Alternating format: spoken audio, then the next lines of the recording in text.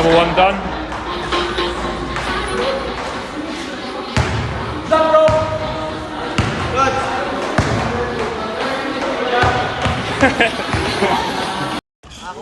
Here in Baguio, yet another morning.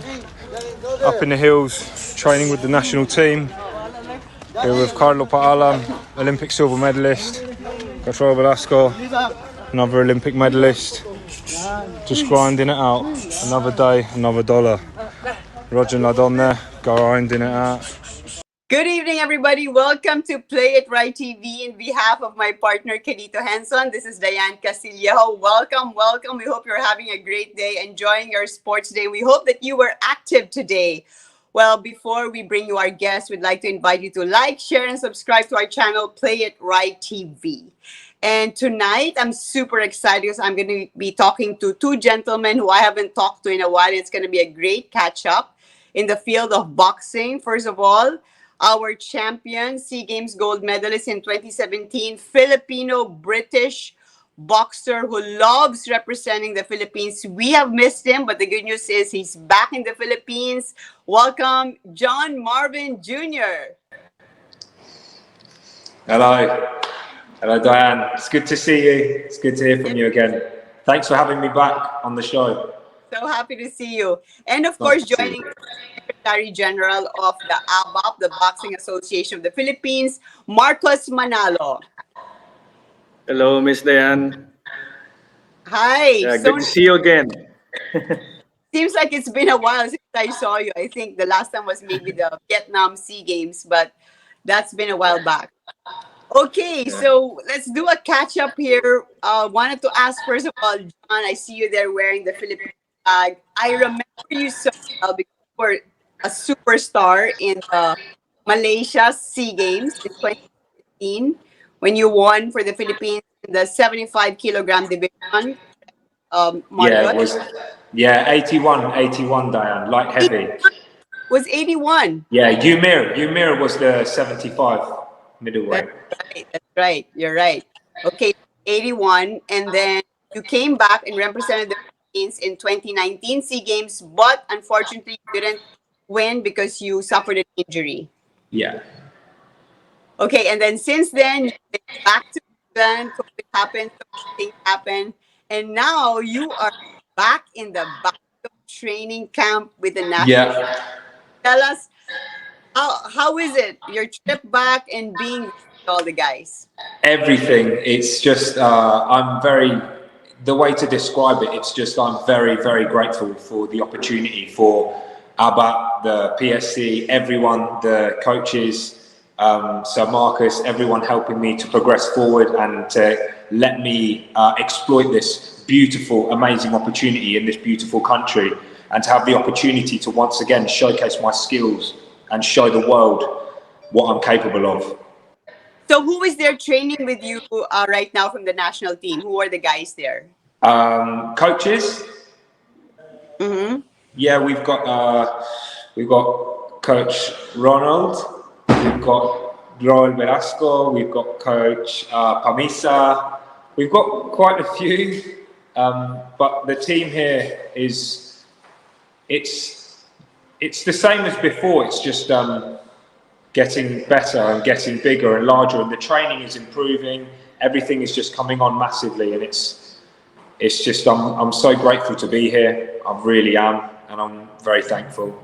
Fantastic, Marcus.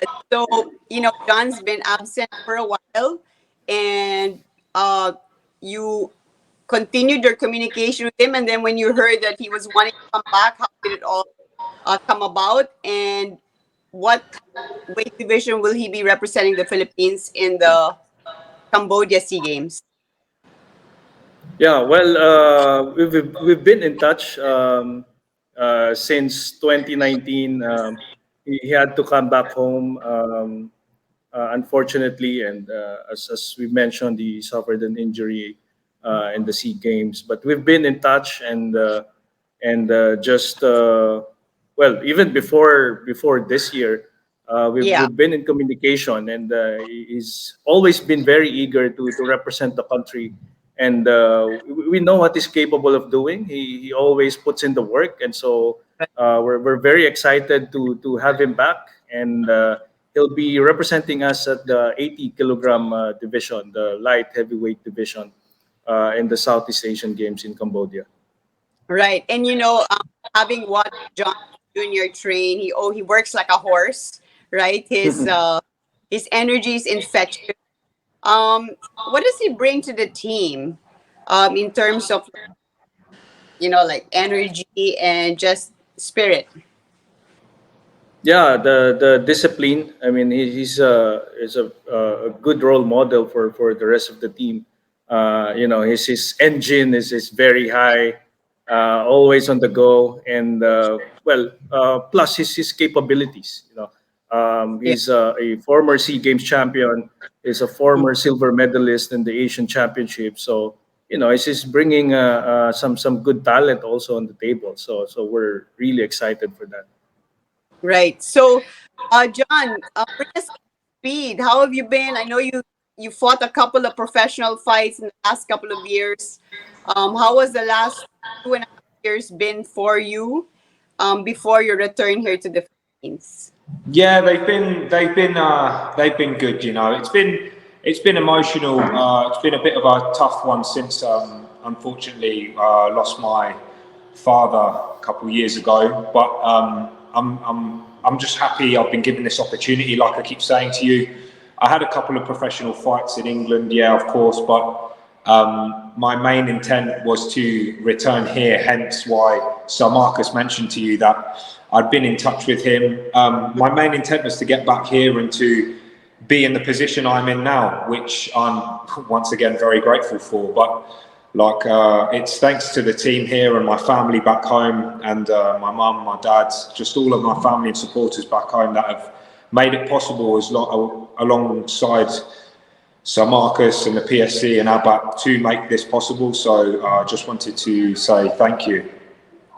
Yeah, we're really sorry to hear about your dad. I met him and had Yeah. long chats with him in the South Asian Games in Yeah, Malaysia, right? He was such a big I support. know. Yeah, I know.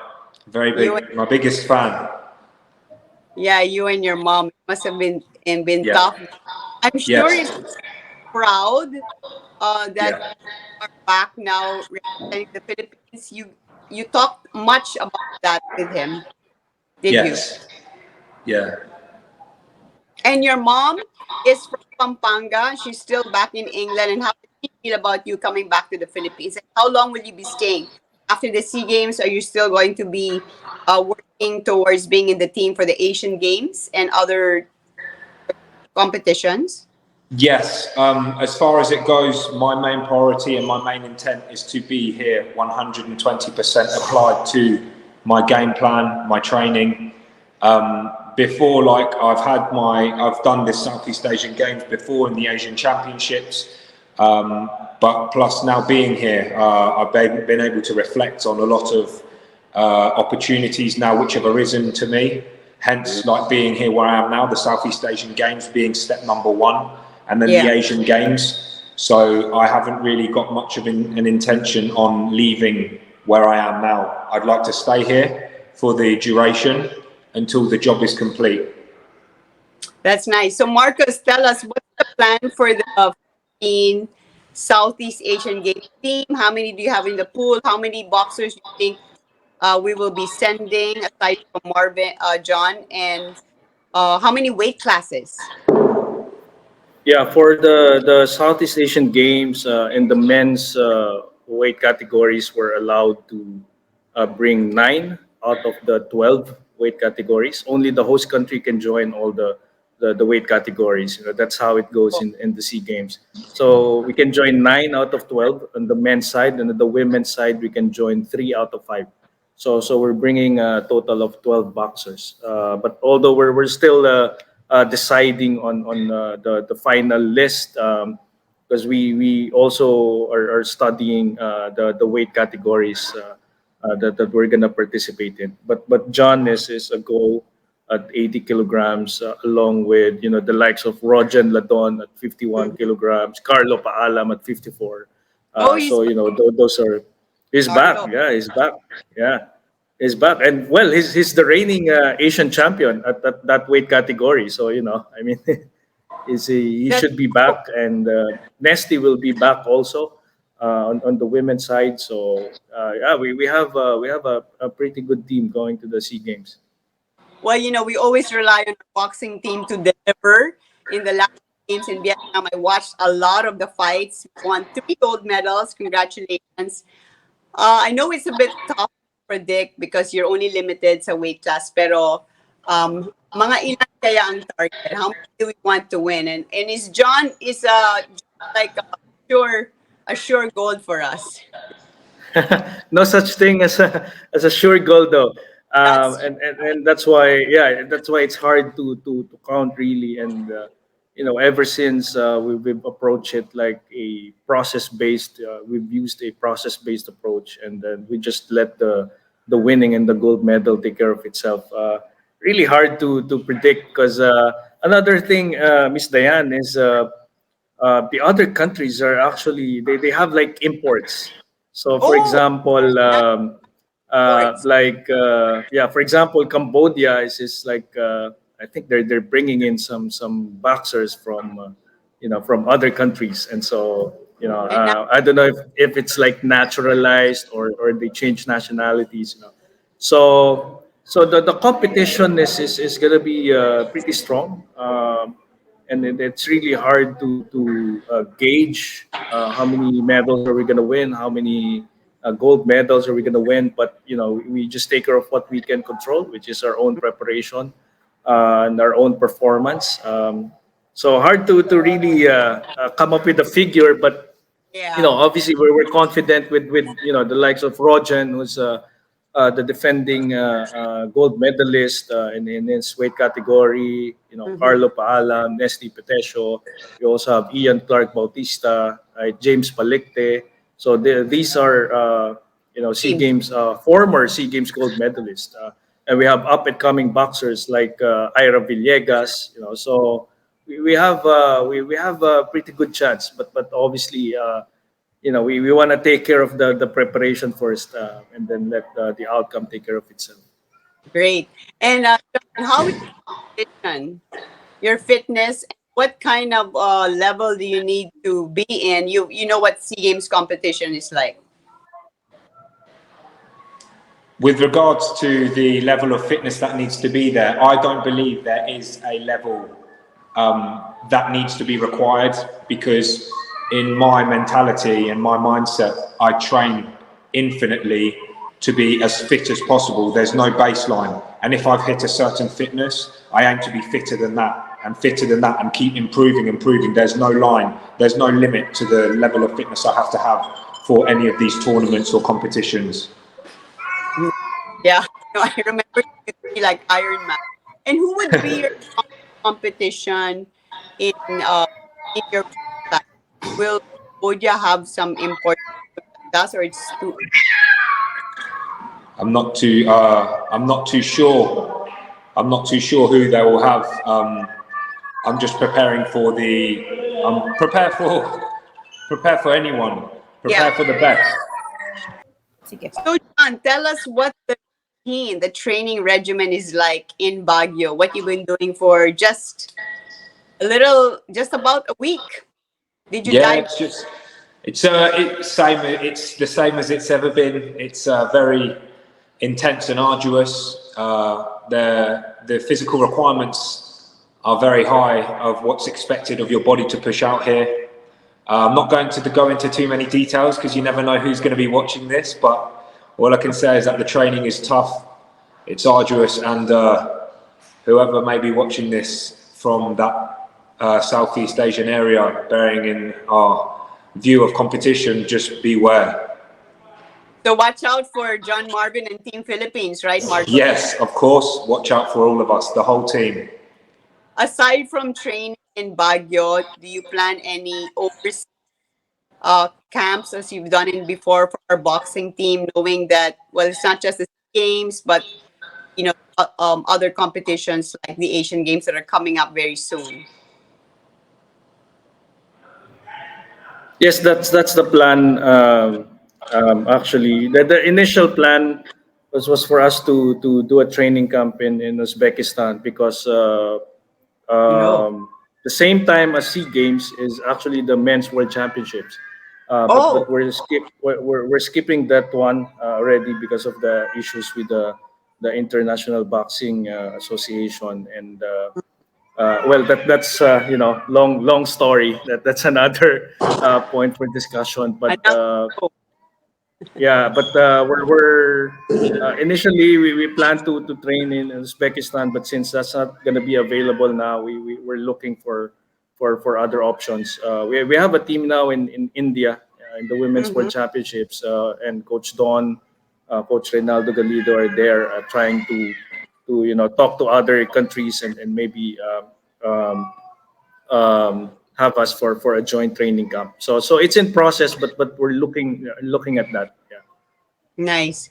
So, John, I wanted to ask you to reflect on your representation of the Philippines. Because I always remember you so proud to wear the flag, competing in boxing. And um, what is it that makes you so motivated to represent the motherland of your mom, the Philippines?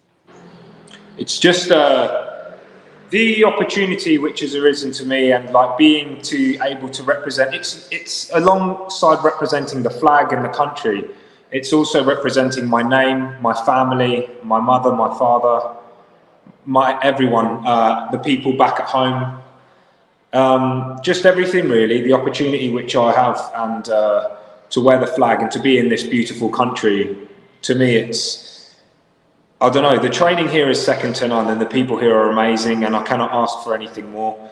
Like to be here alone, it's That's just I'm lost for words. I'm speechless to a sense, but I'm just very grateful to be able to represent this country and to be showcasing my skills to be able to show the world what I'm truly capable of.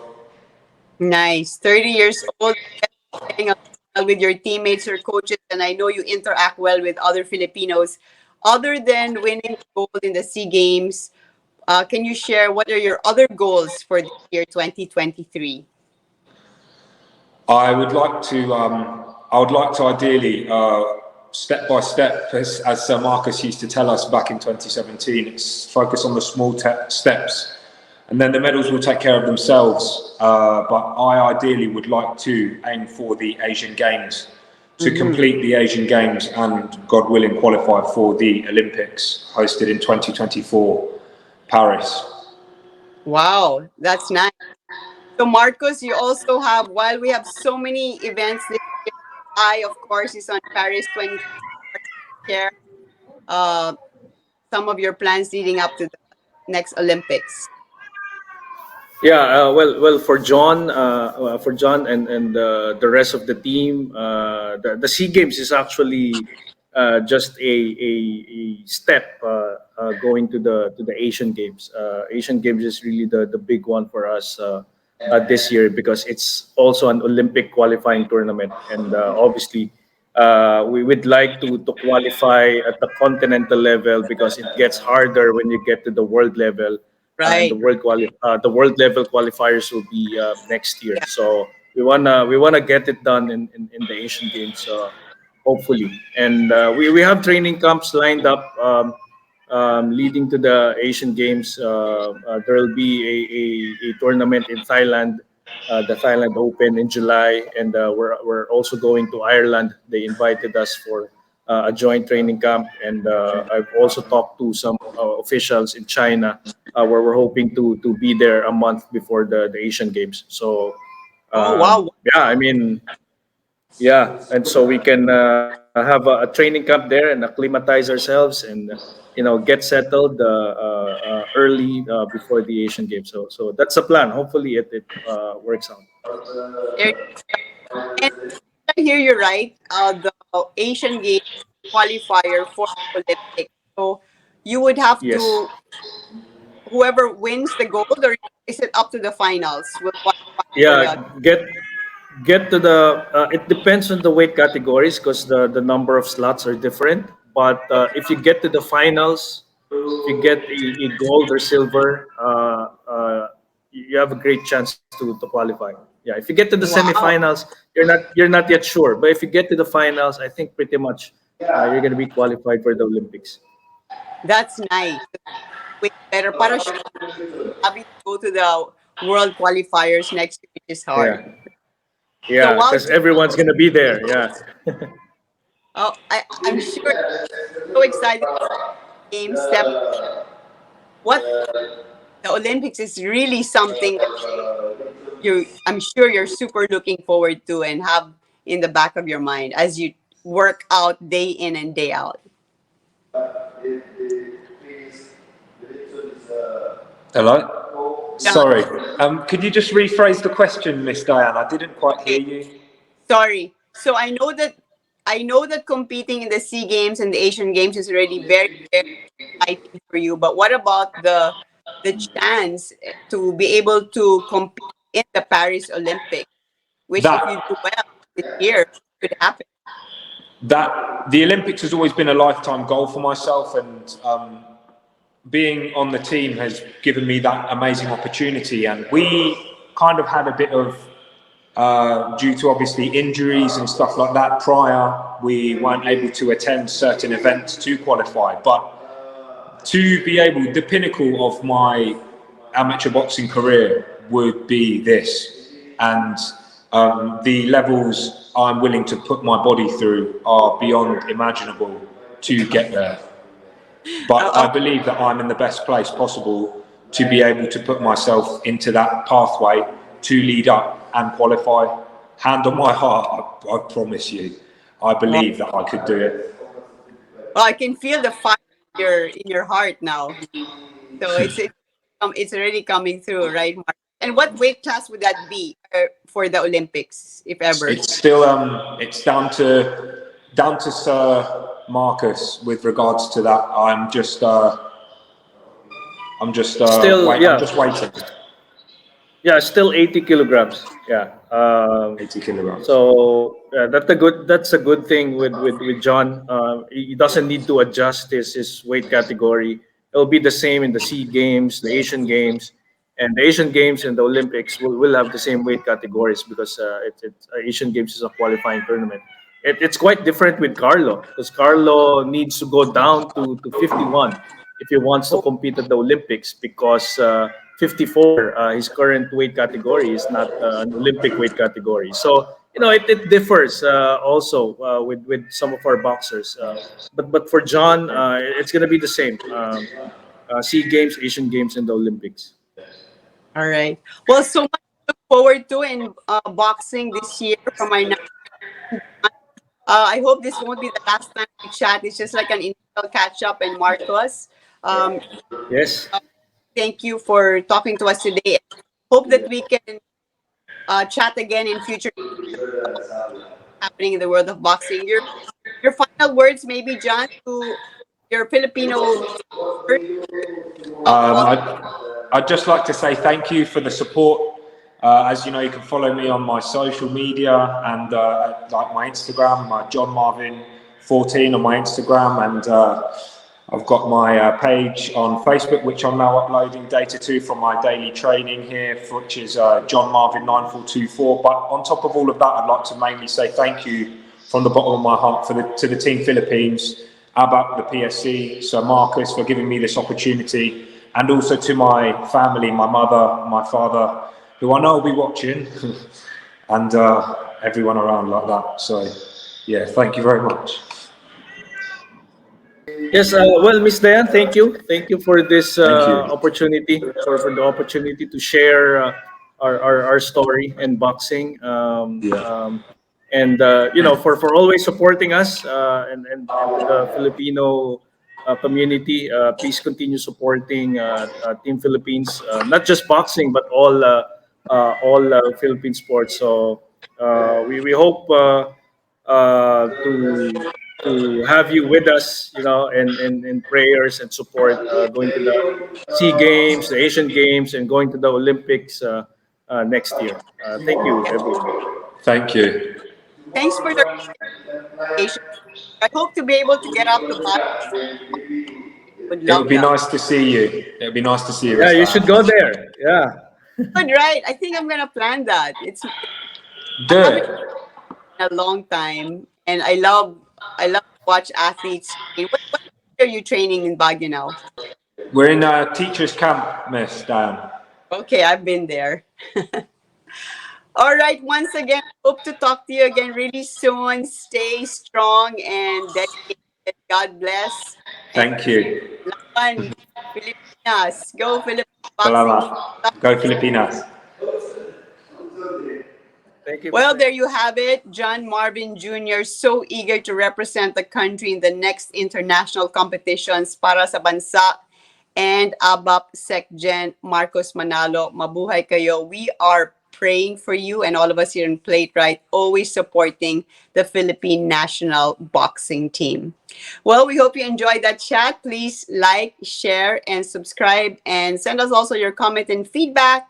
We'd love to hear from you. And please check out our sister company, playitright.com. They have super nice products for sports, for fitness, for yourself, for the whole family. Great prices, always on promo. Check them out. For sure, there's going to be something that you'd like to purchase for yourself or for any of your loved ones. Okay, that's going to do it for us, this episode of Playitright TV. In behalf of Ginto Henson, Diane Castillo, see you next time. God bless. Playitright TV. Salamat.